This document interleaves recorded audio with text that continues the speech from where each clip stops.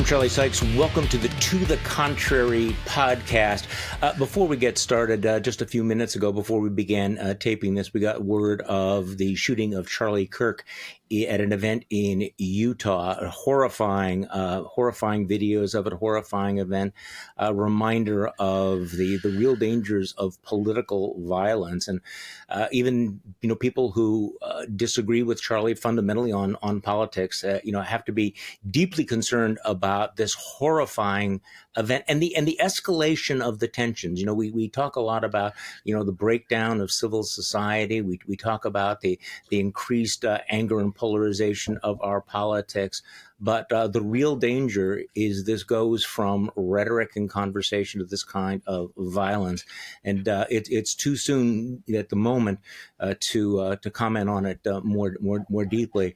But again, this is something that we're just going to have to deal with. The violence directed at public officials, which is not a new phenomenon, but unfortunately, it feels as if we're on the uptake. And we're joined on the podcast today by Jonathan Rauch, who is a senior fellow at the Brookings Institution and a contributor to the Atlantic magazine. Jonathan, thanks so much for joining me today on the podcast. I'm a friend and fan of the show. I'm just very happy to be with you. Well, let's just talk briefly about the violence and the concern about violence. I mean, I think we toss around things like, the incredible divide in American society. And I guess the fear has always been that it was going to break out. We had the assassination attempt on Donald Trump back in 2024. We've seen other acts of violence, mass shooters who are ideologically motivated. And yet I feel that the danger is gathering momentum. What is your sense? I worry about this. Yeah, I do too, Charlie. America has, let's face it, always been a pretty violent country. It's always been a place where people tended to settle disputes with their fists and sometimes with their guns. But it's waxed and waned, and we seem to be in a waxing period. I have often wondered whether the general deterioration, maybe disintegration of norms of basic decency in the online world would creep into the offline world. I mean, it's way too early to know what happened in Mr. Right. Kirk's case, and whatever it is, it's a very bad thing. So I don't want to say anything too sweeping at this point, except I share your concern. I think the country is just generally in a dark place, and right now headed toward a somewhat darker place. Well, I mean, it's a dangerous combination: guns, hatred, political extremism, mental illness, and again, we don't know how that all plays into all of this. So, speaking of and this is what I really wanted to talk to you about, the breakdown of norms and standards that has now become just part of the. Feels like just part of the environment. And I don't want to dive too deeply into the Epstein files and get into all of that. But what did strike me was watching some of the reaction to the most recent revelations about Donald Trump sending a birthday card to Jeffrey Epstein is that MAGA, and by the way, this would include most elected Republicans, appeared to have two basic responses. Number one, they either pretended not to believe that it was true, or two, that they didn't care. And I guess kind of the irony / paradox here is that, I don't know why they're investing so much effort in saying that, it looks like it's faked, it's a forgery and everything, because the reality is that we're at the moment now where if everything was true, it wouldn't make a difference to a lot of folks in American politics and MAGA, including people that, describe themselves as Christians on their social media bios. And you've written about this very extensively, about the postmodern right. And does this play into all of that? We've talked endlessly about how, there's this inversion of morality, but it does seem like we're at the moment where, Donald Trump joked, 8 years ago that he could stand in the middle of Fifth Avenue and shoot somebody who wouldn't lose any votes. It feels now as if Donald Trump could rape a child in the middle of Fifth Avenue and it wouldn't make any difference. What does that say about the culture and our attitude towards what is true and what is good and what is acceptable. Well, obviously, it says nothing good. I'd be curious to get your take on, imagine worst case Trump Epstein scenarios, whether that would really sting or not. There is a group in MAGA world that is prepared to justify anything that Trump does, or really anything that they believe works. They believe we're at an apocalyptic moment. We're in a fight against the left, which is out to destroy our country. And the postmodern element of that group believes that there's no such thing as real truth. There's only such thing as power. And the truth comes from the wielding of power. If you have power, you have power over truth. The postmodern formula is that discourse creates power, and power creates reality. So in that world, what really happened or didn't happen with or around Jeffrey Epstein is not the important thing. The important thing is being able to win the narrative, which is how they think about it. And if they think they can win the narrative one way or another, that's what they care about. And this is, this is the world of political propaganda. The question, I don't know, that you have a much better fix on this than I do, I think probably, Charlie, is how much of the Trump base thinks like that, and how many really do care about what they were telling us before Trump got involved was a mega scandal involving real pedophilia, or real, at least underage sexual deviance and assault. I mean, some of them must, right? See, I think this is a fascinating question, and I think that the answer is unknowable at this point, because we've seen this erosion over time. We've seen the window, what to call it, the Overton window, continue to move. We've seen standards continue to slide. We've seen things that were unacceptable, accepted and rationalized. So I don't know the answer to your question. I mean, there obviously were. There was a large segment of Trump's base that cared very, very deeply about the Epstein story, cared very deeply about the idea that there was a pedophile ring and that there was trafficking. And there's a sincere concern about whether or not elites for years were getting away with this, were exploiting women, and whether it's been covered up. The question is, going back to your point, though, if it's all about power, if it's all about our side versus your side, are they prepared to give that up? Are they prepared to find a way to put their head down and say, well, that's true, but let's talk about Bill Clinton, or let's talk about something else? I mean, you and I have talked about this in the past, the incredible power of whataboutism, or shifting the focus to something else, that no matter how bad your side is, you can always find somebody on the other side who's more outrageous, who's more, who needs to be called out. And we've seen this before. Can I ask you one other point? I mean, in the article that you wrote, this very entertaining article you wrote for Persuasion about the woke right, you wrote about something that I had not seen before, and it goes to this asymmetry of standards between the right and its opposition. And you talk about the Star Trek, because of course all of this goes back to Star Trek. All wisdom emanates from Star Trek. In Journey to Babel, an episode of the original Star Trek series, the Enterprise encounters an alien spacecraft whose unprecedented speed of attack the Enterprise cannot match. Eventually, Spock figures out, of course, that the enemy ship advantage is not technological but tactical, because the aliens are on a suicide mission and therefore can use speeds that will destroy their ship. And you see, the postmodern right is a bit like that. Can you talk to me about that? Is basically they're working on a completely different standard of tactics aren't they? So the postmodern right, some people call it the woke right. I think postmodern is a little better, but so just as a little bit of background for listeners, I did a deep dive on this because it's so interesting. There's this thing, it's called the postmodern left. It went through 3 stages. It came out of deconstructionism and radical skepticism, and then it got politicized, and then it turned into the far left hardcore ideology that then spilled out of American campuses and into the Democratic Party and sometimes corporations and newsrooms. And people then called that woke. The original form of postmodernism, the kind of radical skepticism kind, wasn't especially left-wing.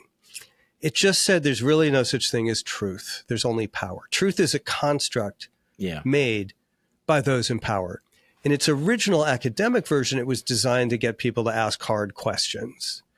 It morphed into this kind of political ideology of if you have power, you can control truth. And who's to tell the difference anyway? So it becomes about winning the narrative, not telling the truth. And this has advantages and disadvantages. Among the disadvantages are it's really unattractive to live in a world without truth. People don't like it. And it's really deleterious to your own political viability if you can't tell truth from fiction. I think, you know, what RFK Jr. is doing at HHS is going to redound against Republicans because it's not truth-based. People are going to start to die of measles, right? They won't like that. So in the long run, that's a problem. So that's where I come up. Of course, all wisdom begins with Star Trek original series.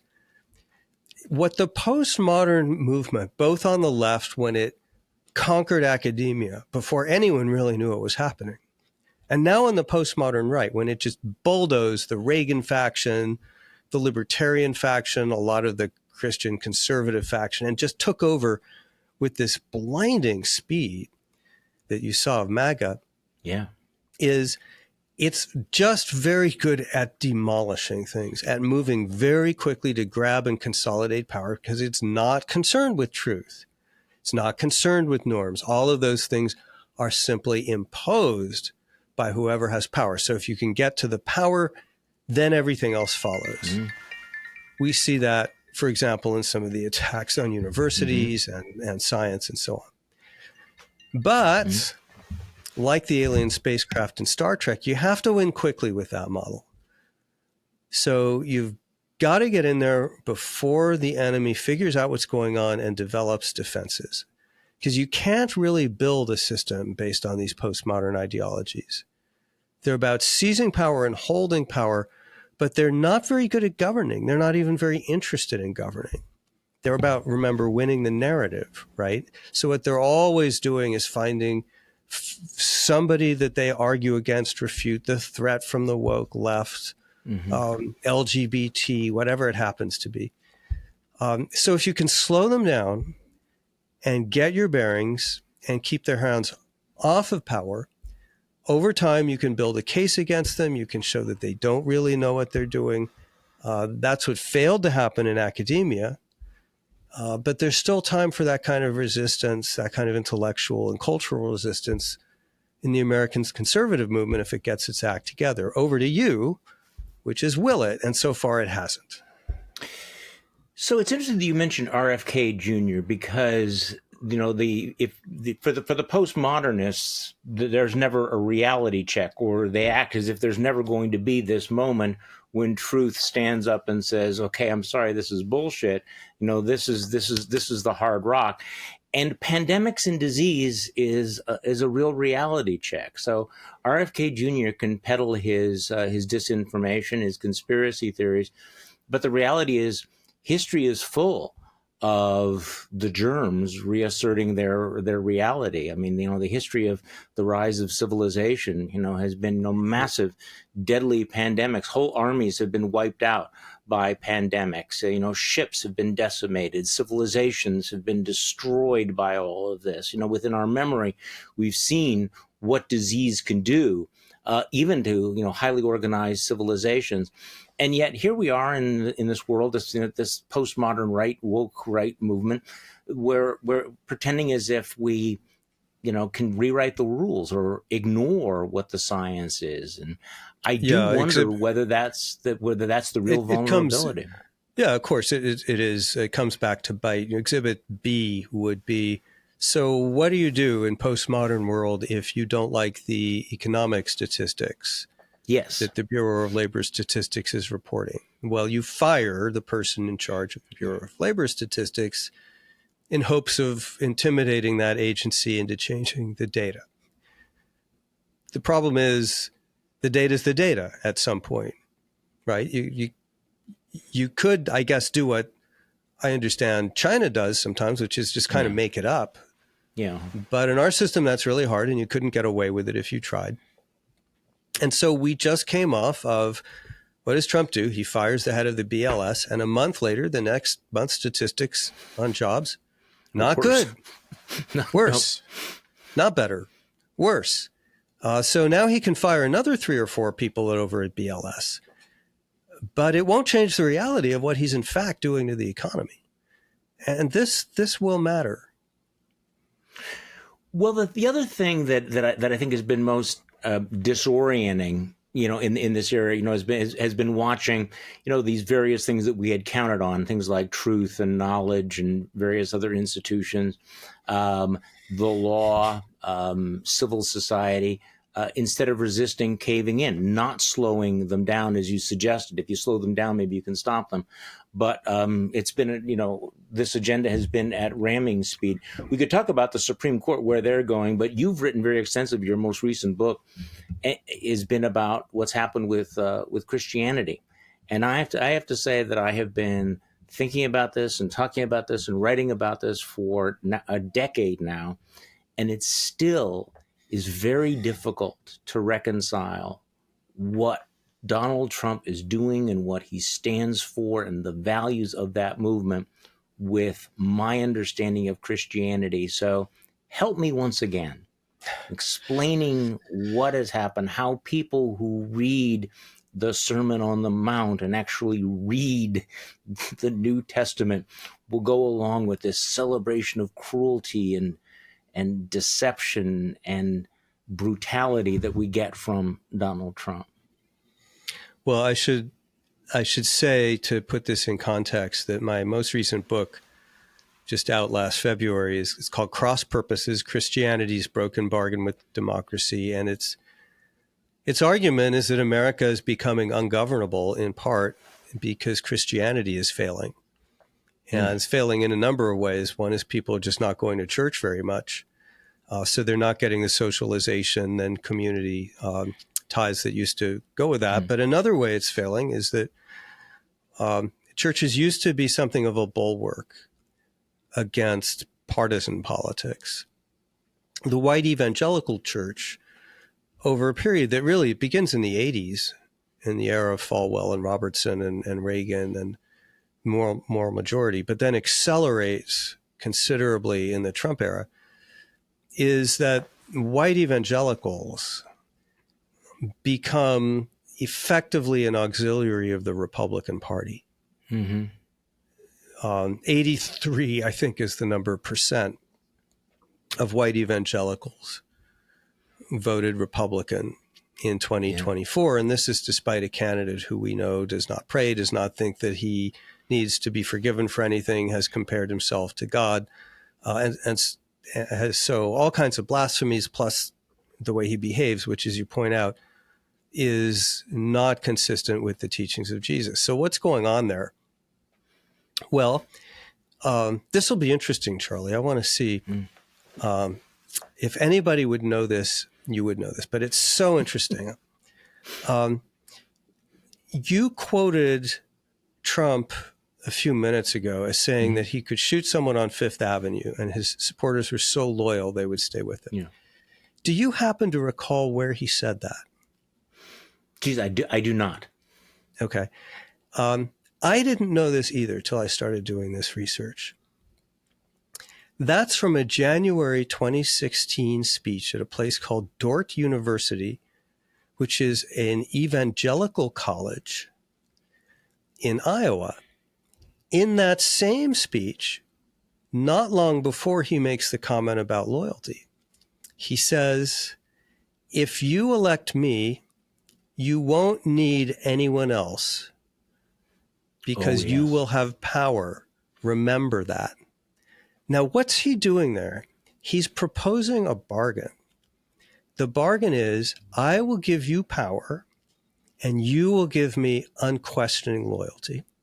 Okay, so now go back to your Bible. I'm not a Christian, but even I know this part.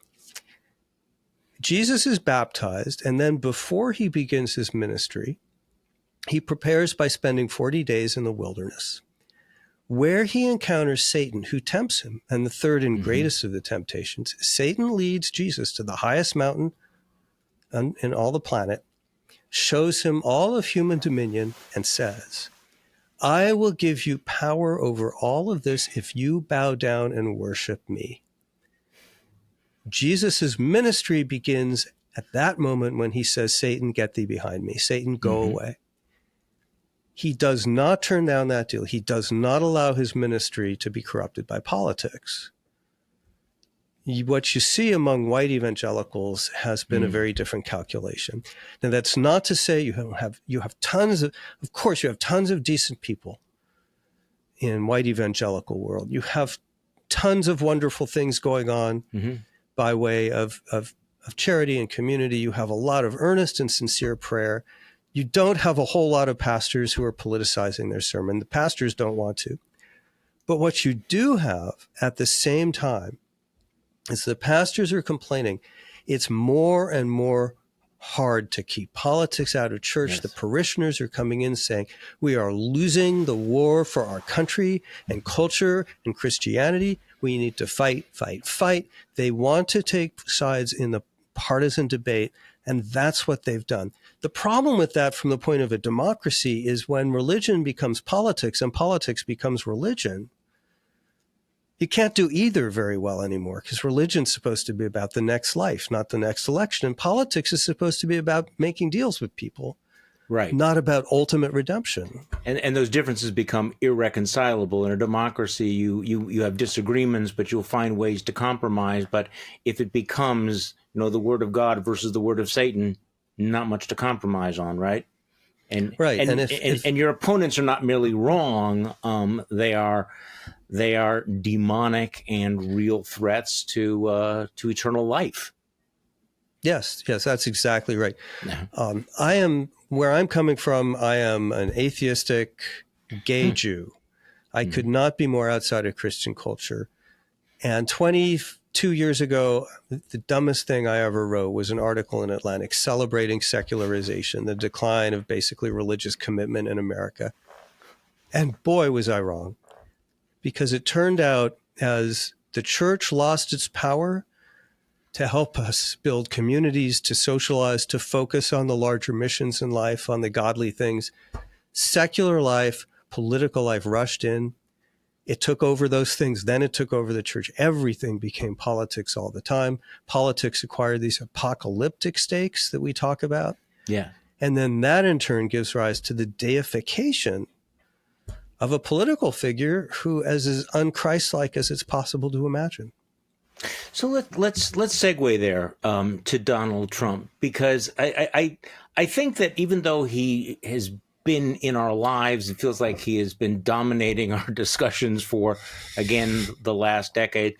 I do wonder whether people are still struggling to understand exactly what he represents politically. There are people who say, well, he's like Mussolini now, or he's Hitler, or he's an authoritarian, or he's a dictator.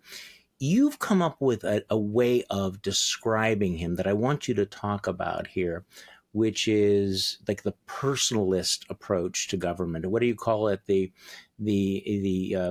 patrimonialism. The patrimonialism. So not a common word. So what is a patrimonial government, and how does it describe Trump and distinguish him from some of these other more cliched figures? So credit where credit is due. Of course, I didn't invent the word patrimonialism. Right. It's an ugly word that it dates back to the great German sociologist, would-be German, Max Weber, 100 plus years ago. And these are ideas taken from a couple political scientists named Jeffrey Kopstein and Stephen Hansen, who wrote an important and way, way, way under noticed book called The Assault on the State. They'd be great to have on this show. But what they point out that brings a lot of other things into focus is that what Trump is instituting in the United States is the oldest and most common form of government, and that's patrimonialism. Okay, what's that? Patrimonialism is when the state is run as the personal property and family business of the leader. In other words, the state belongs to me. Now, this is what a lot of monarchies were well into the modern era. It's what authoritarian governments can be, but it's also found in the mafia and in gangs and in tribal groups. It's a very standard form of government. So the Western world, starting, with the Enlightenment and then on into the revolution of modernism, discovers the problem with patrimonialism is, first, it's corrupt, and second, it's incompetent. It can't distinguish public benefits from personal gain. So it's always corrupt. The person in charge is always looting the government, using it for personal ends. And second, the way patrimonialism works, it hates bureaucracy. The opposite of patrimonialism is not democracy, it's bureaucracy. Because bureaucracy is about standard procedures and rules and laws. Patrimonialism is about loyalty. Only loyalty counts. So what it does when it gets in charge is it goes through the state and it snips as many as it can of those bureaucratic procedures and replaces them with personal loyalty by installing people who are personally loyal to the person in charge. The problem with that is, in a giant modern world where you've got to run a modern military and a modern economy, if you go through the government replacing knowledgeable experts with family and friends, it's not very long before the government becomes incompetent. So Trump is a classic patrimonialist. He believes he owns the government. He said that. He said just recently, I'm president, I can do whatever I want. He's, throughout the government, the one criterion that matters is personal loyalty. His personal word is a substitute for what used to be careful policy processes. We used to have all kinds of processes to figure out what trade policy would look like. Now it's he gets up in the morning and makes his mind, then the next day he changes it. We're already seeing the corruption on a scale like we've never seen before. We can get into that, but on the Charlie Sykes show, I probably don't need to. And second, we're seeing the incompetence. The firings by DOJ of the people who are monitoring nuclear weapons, who they then had to go out and rehire. They can't keep someone in charge in the CDC. All of the capacity that's been demolished in foreign aid, we don't really know how to do that business anymore because we fired everyone who knows how to do it. But they're going right through the government in this way. So problem is, after 4 years of this, how much is left? There you are. What I really like about this is that it connects the dots between the authoritarianism and the corruption and the incompetence. That you have this, and I think people have a hard time sometimes. They toggle back and forth between thinking of him as some of this fascist leader versus, no, he's more like a mob boss. He's more like John Gotti than he is like Mussolini, who at least did make the trains run on time. Although I would point out to people that Mussolini's reign is not remembered primarily for his efficiency in running the transit system. That's not what we remember him for. But this is the thing that connects it. And for Donald Trump, while you have the destruction of various norms of decency and of the democratic polity, you also have this massive corruption. And it's not that we don't need to do it, is that we don't have time to go through all of the massive corruption. We've never seen anything remotely like it. There's not even a pretense that he is not using his office to enrich himself. And in any other context, this would be world historic in terms of its corruption. Yeah. If I could just interject, just notice, as bad as the financial corruption is, the political corruption is much worse. Political corruption is when you use public office for personal political gain. And when you are using the Department of Justice as your personal weapon against Democrats, that's corruption. When you are using your public office to extort payments from law firms and universities and Intel, that's corruption. Deep corruption to the point of incompetence. And this is where perhaps we'll get the reality checks. I mean, when you put a Dan Bongino #2 in the FBI, when you put RFK over in another department of Health and Human Services, and, you know, where he's wrecking the CDC, when you have Elon Musk bringing in his, you know, teenagers named Big Balls to dismantle, you know, key elements of the energy department, you don't really need to ask the question, what can go wrong? Because so many things can go wrong, and it's all going wrong at the same time, which leads me to, I guess, the political question, the political moment, because there's been a lot of criticism of the inability of Democrats to block Donald Trump or to counter Donald Trump.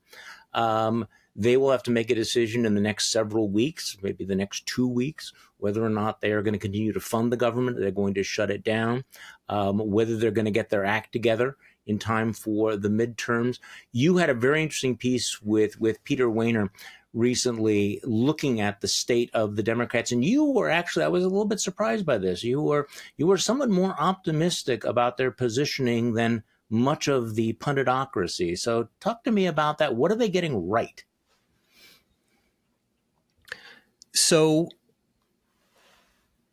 the Democrats have noticed one of the salient political facts of our time, and that's about prosperity and the party of prosperity. So you and I are old enough to remember that one of the basic polling questions since, I think, 1951, Gallup runs it almost every year, is which party is better able to bring prosperity to America? And that party almost always wins the national election. Democrats dominated prosperity through the 1970s and the Carter era. Right. Ronald Reagan and the Republicans flipped the script with the supply side movement and saying, we're getting you out of stagnation, we're moving to growth. That brings an era of Republican resurgence, which continues until recently. Now, however, you have a Republican Party and a Republican leader whose message is less of everything, but at least we'll get a bigger share. It's beggar thy neighbor instead of a growing global economy in which trade is raising all boats. It's beggar thy neighbor. We're going to tariff the crap out of you. You're going to try to tariff us, but we're stronger. It's about prices are going up. Too bad. You don't need 30 Barbies. Maybe you can get along with 2. For the first time in 2 generations, the Republicans have no growth message. The Democrats have figured this out. Have they? You've heard, not all of them, but a lot of them have. And Zoran Mamdani has, just for example. You may have seen the famous halalflation ad. Brilliant piece of political advertising. This is Zoran Mamdani's the front Democratic nominee and front runner for the New York mayoralty. He goes to these halal stands in New York and interviews them and finds out that the price of halal sandwich is inflated by $2 because of crony capitalism. Because you got these people who buy government halal stand licenses for $300 and then lease them out for $20,000 a year just because they can. He says, this is rigged and I'm going to fix it. That's a classic supply side argument of reducing these constraints that rig the economy to restrict supply and raise prices. You see the left talking about that in the context of got to do more on antitrust and tame these giant corporations in places like healthcare, where they're squeezing you for more and more money, education, same thing.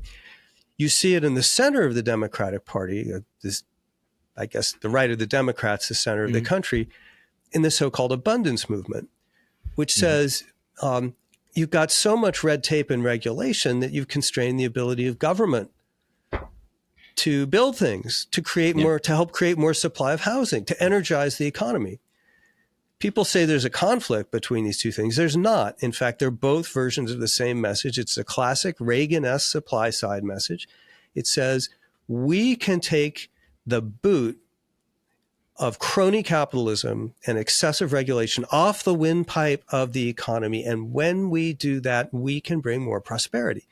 Now, they're at the beginning of this process, but they figured it out. Rahm Emanuel is talking this way. Zohar Mamdani is talking this way. Pramila Jayapal is talking this way. She talks about corporate greed and cronyism who raise prices. They're on to something. Whether they can execute on that, I don't know. They don't have their Ronald Reagan yet, that's for sure. Yeah, and they're still hung up on the cultural issues, and that's still a big problem for them. But it's a start, problem. Right? Well, there's some cognitive dissonance here because there is, I mean, obviously some connection between the affordability agenda and the prosperity agenda, the growth agenda. And obviously you do have some people saying, that it is rigged and it is affordable. Does that necessarily translate into we are now going to grow the economy? There is some tension, I think, between some of that. If they can figure out how to put that together, though, because you're pointing out that a growth economy, a prosperity economy is absolutely crucial because, starting with Jimmy Carter, Democrats started to talk about, we need to limit, the limits of growth. We need to learn to live with less. Whereas Republicans were the party of, I will help you buy your, big ass truck. And I think it comes down to which party is going to let you buy that big ass truck.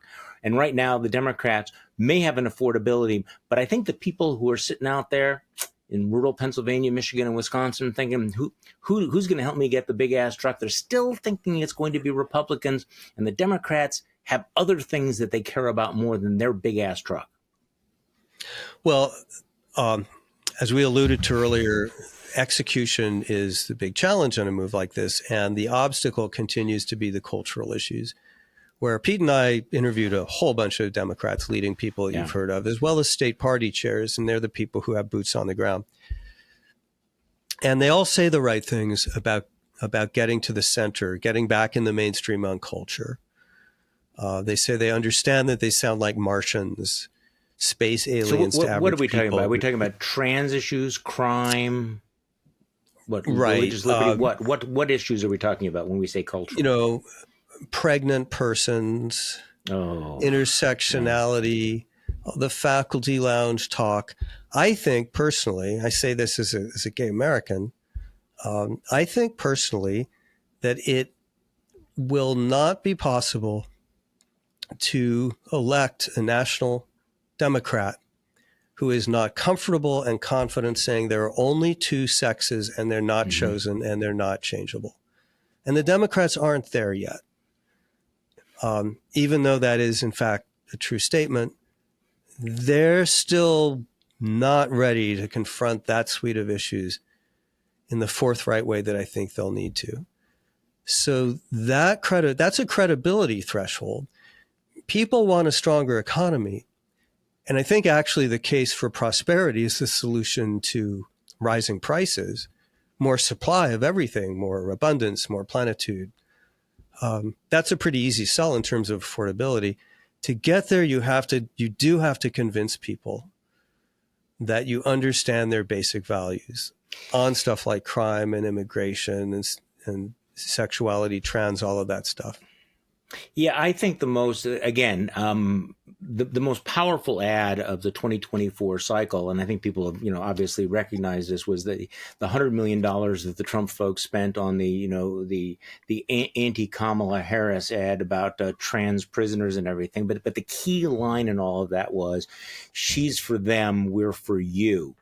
And that's what the cultural divide is if people think that you're on my side, they're willing to accept a lot of things. If they think that you look at them with contempt or that you are for them, then the economic issues, the cultural issues, not cultural issues, the issues of, democratic governance and everything simply don't matter. You're either with me or you're against me.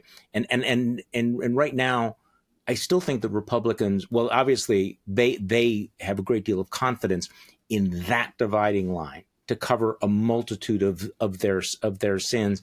And so Democrats are going to have to figure out how they're going to say, no, I am for you. I share your values. I am one of you. And I'm going to buy you the big ass truck. I'm going to get you the big ass truck. I keep coming back to that because people do conceptualize these things in interesting ways.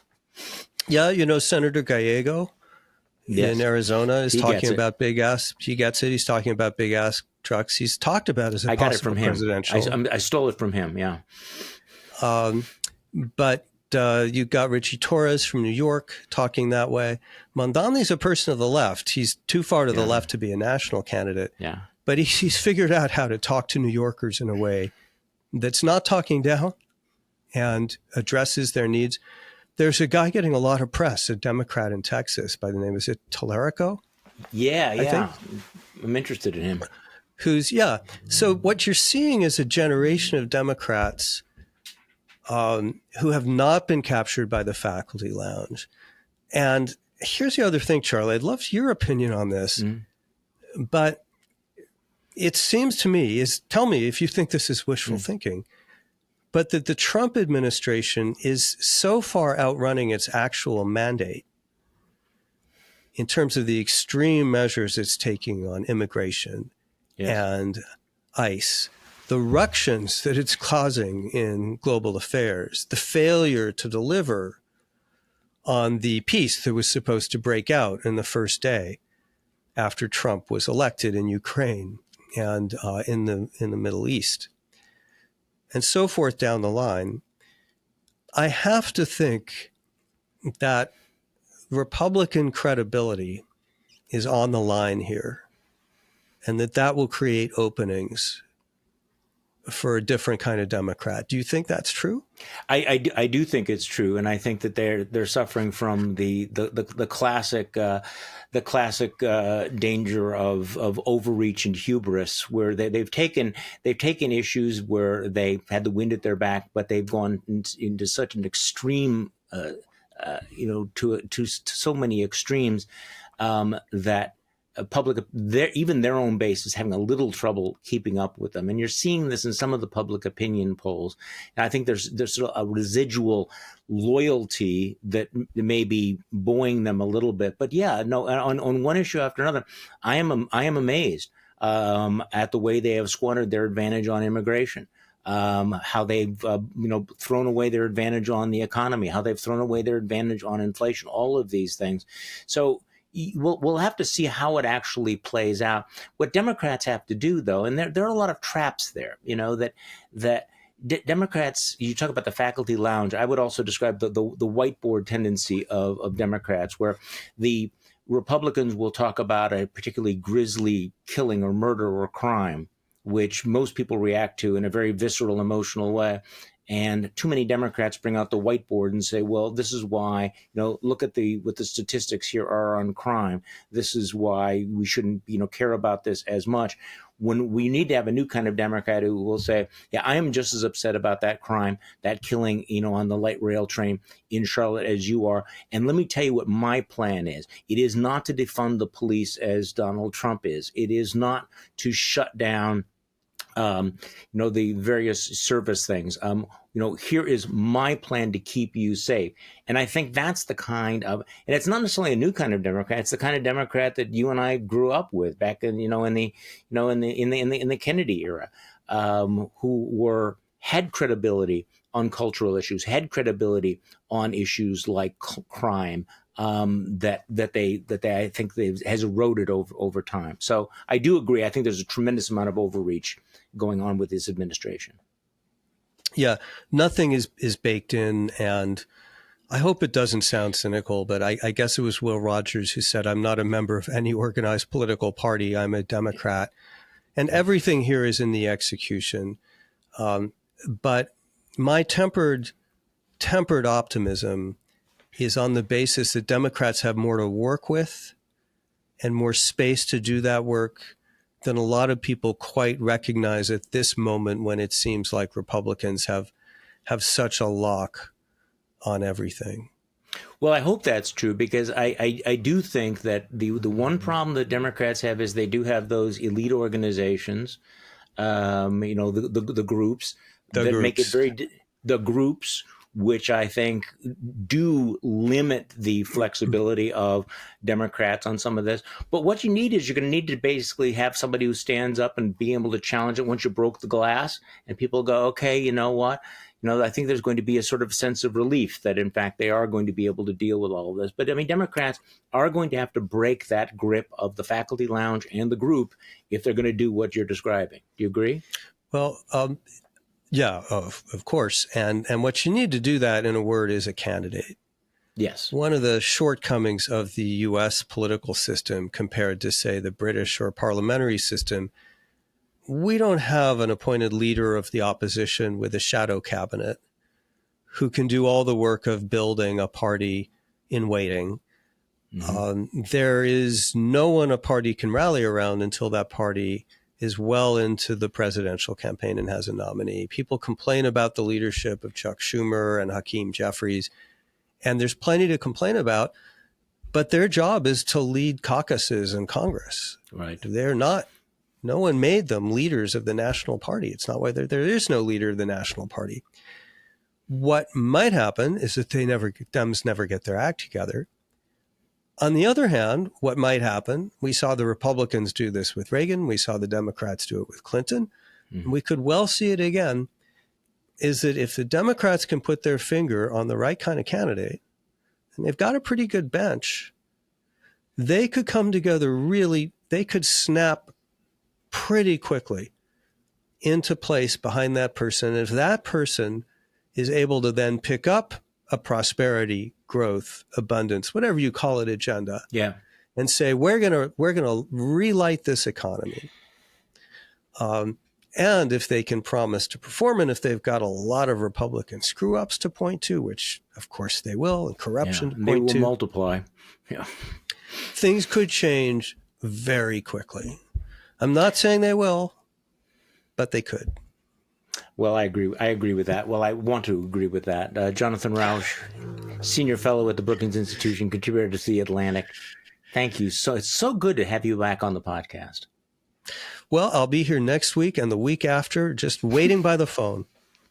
All right. Thank you. And thank you all for listening to this episode of To the Contrary podcast. I'm Charlie Sykes. You know why we do this, why we're going to continue to do this through thick and thin, because now more than ever, we have to remind ourselves that we are not the crazy ones.